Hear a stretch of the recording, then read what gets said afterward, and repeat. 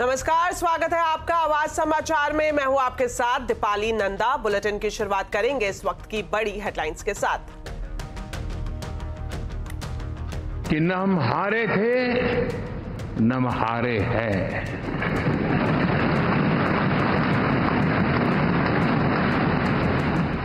NDA का महाविजय है।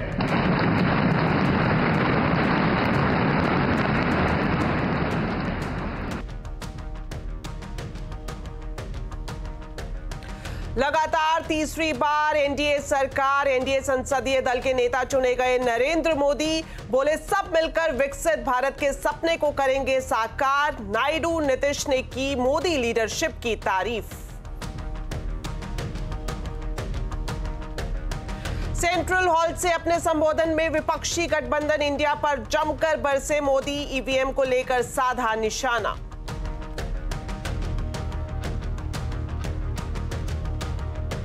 NDA नेताओं ने राष्ट्रपति को सौंपा समर्थन पत्र। थोड़ी देर में मोदी भी करेंगे राष्ट्रपति से मुलाकात। रविवार को शपथ ग्रहण समारोह। शपथ से पहले मोदी की आडवाणी, जोशी और रामनाथ कोविंद से मुलाकात।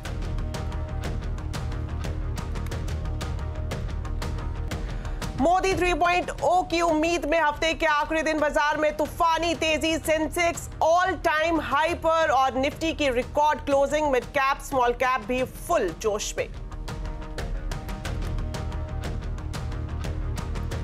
लगातार 8वीं बार मॉनेटरी पॉलिसी में आरबीआई ने दरें नहीं बदली। रेपो रेट 6.5% पर बरकरार। इस साल का जीडीपी अनुमान 7% से बढ़ाकर 7.2% किया। ऊंची दरों पर बांटे जा रहे छोटे लोन पर जताई चिंता।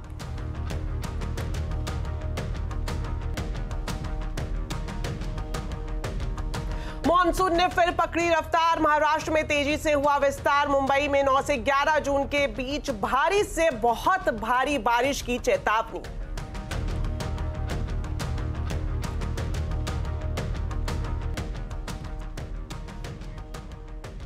चलिए बुलेटिन की शुरुआत करते हैं जनादेश से जुड़ी बड़ी खबरों के साथ।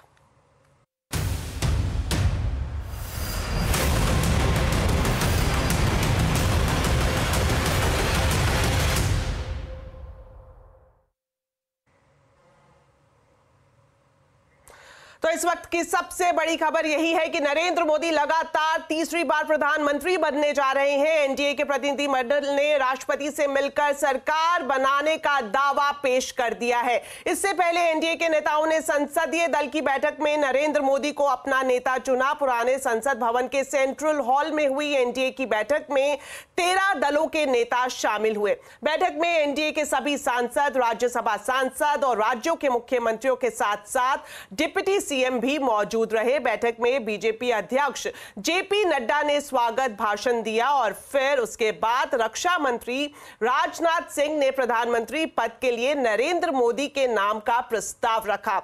उसके बाद फिर अमित शाह और नितिन गडकरी ने इसका समर्थन किया। साथ ही इसके बाद चंद्रबाबू नायडू, नीतीश कुमार, एकनाथ शिंदे, एचडी कुमारस्वामी, चिराग पासवान, जीतन राम मांझी, अजीत पवार, अनुप्रिया पटेल समेत पवन कल्याण ने नरेंद्र मोदी के नाम पर अपना समर्थन दिया। एनडीए संसदीय दल का नेता चुने जाने के बाद नरेंद्र मोदी ने सबका आभार जताया। प्रधानमंत्री नरेंद्र मोदी ने एनडीए नेताओं को संबोधित भी किया। उन्होंने कहा कि हमारा अलायंस सच्चे अर्थ में भारत की असली स्पिरिट है, जो भारत की आत्मा है। हिंदुस्तान की राजनीति में एनडीए जितना सफल कोई नहीं है। मोदी ने कहा कि ये एनडीए की महाविजय है और ये सरकार सर्वमत की होगी। कि न हम हारे थे न हम हारे हैं।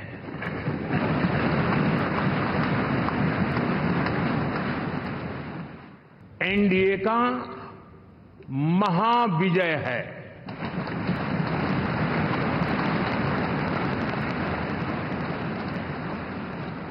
एनडीए का ये कार्यकाल बड़े फैसलों का है, तेज विकास का है और अब हम समय गंवाना नहीं चाहते कि हम 5 नंबर की इकोनॉमी से 3 नंबर की इकोनॉमी पर पहुंचना है।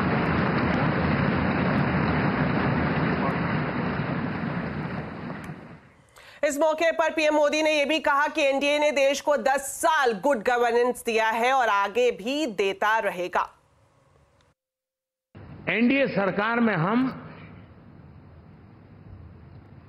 अगले 10 साल में, मैं बहुत जिम्मेवारी के साथ कह रहा हूं, अगले 10 साल में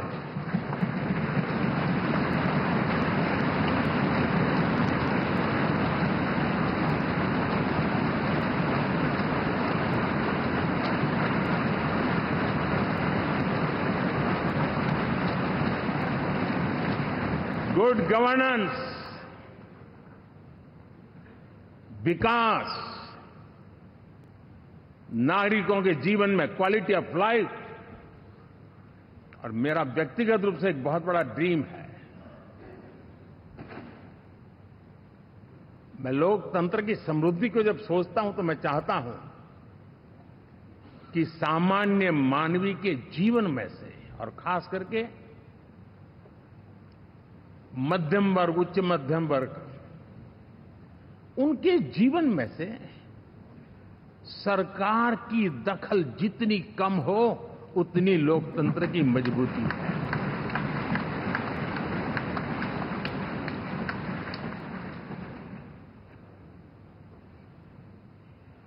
और आज के टेक्नोलॉजी के युग में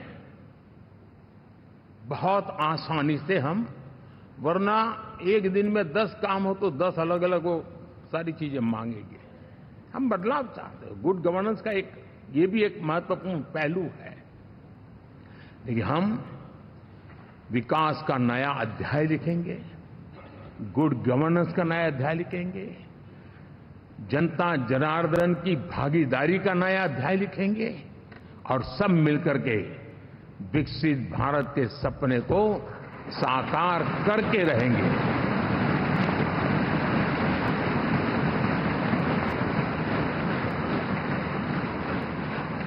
साथियों, एनडीए में, और मैं अगर विस्तार से कहूं तो सदन में किसी भी दल का कोई भी जनप्रतिनिधि होगा, मेरे लिए सब बराबर है। अपने संबोधन में प्रधानमंत्री नरेंद्र मोदी ने इकोनॉमी पर भी खास बात कही है। उन्होंने कहा कि ये समय तेज विकास का समय है, अब हमें समय नहीं गंवाना है, जल्द ही हम 5 नंबर से 3 नंबर की इकोनॉमी बनेंगे। एनडीए का ये कार्यकाल बड़े फैसलों का है, तेज विकास का है, और अब हम समय गंवाना नहीं चाहते कि हम 5 नंबर की इकोनॉमी से 3 नंबर की इकोनॉमी पर पहुंचना है।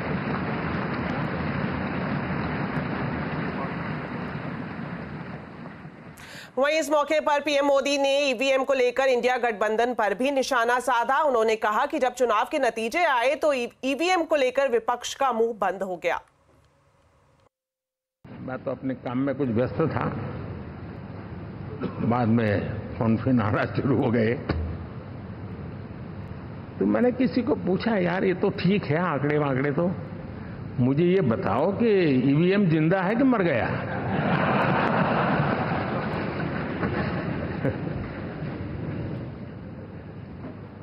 क्योंकि ये लोग तय करके बैठे थे कि भारत के लोकतंत्र और लोकतंत्र की प्रक्रिया के प्रति विश्वास ही लोगों का उठ जाए, और लगातार ईवीएम को गाली देना। और मुझे तो लगता था कि शायद इस बार वो ईवीएम की अर्थी का जुलूस निकालेंगे, लेकिन 4 जून शाम आते आते उनको ताले लग गए, ईवीएम ने उनको चुप कर दिया।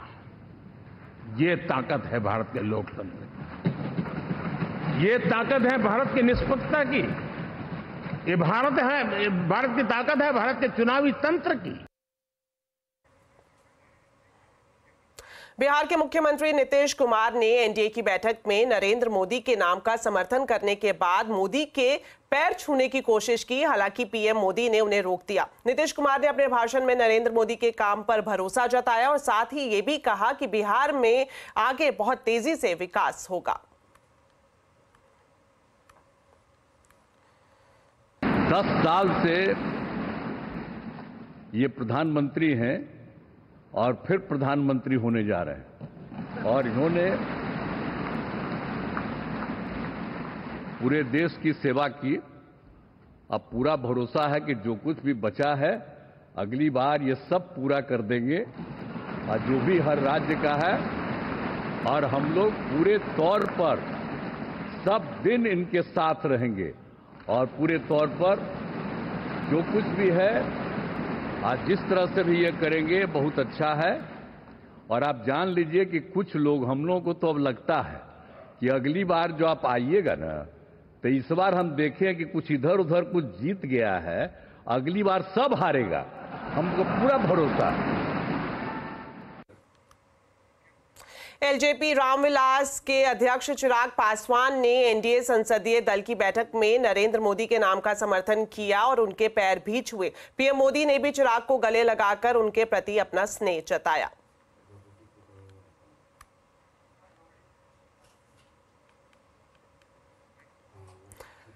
तो नरेंद्र मोदी आज अपने मार्गदर्शकों से भी मिलने पहुंचे। लाल कृष्ण आडवाणी और मुरली मनोहर जोशी से मिलकर मोदी ने आशीर्वाद मांगा। इसके अलावा वो पूर्व राष्ट्रपति कोविंद से भी मिले।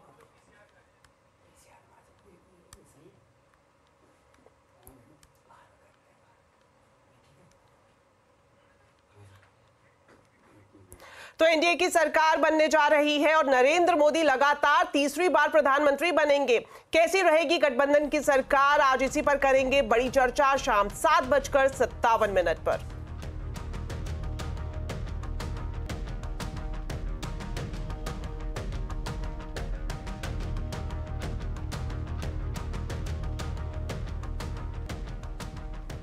चलिए अब बात करते हैं आरबीआई की मॉनेटरी पॉलिसी की, जिसमें अब आपकी लोन की ईएमआई ना तो घटेगी और ना ही बढ़ेगी। जी हां, आरबीआई ने लगातार 8वीं बार मॉनेटरी पॉलिसी में दरों में कोई बदलाव नहीं किया है। 4-2 के बहुमत से रेपो रेट 6.5% पर बरकरार रखने का फैसला लिया गया है। साथ ही विड्रॉल ऑफ एकोमोडेशन के पॉलिसी रुख पर सेंट्रल बैंक अब भी कायम है।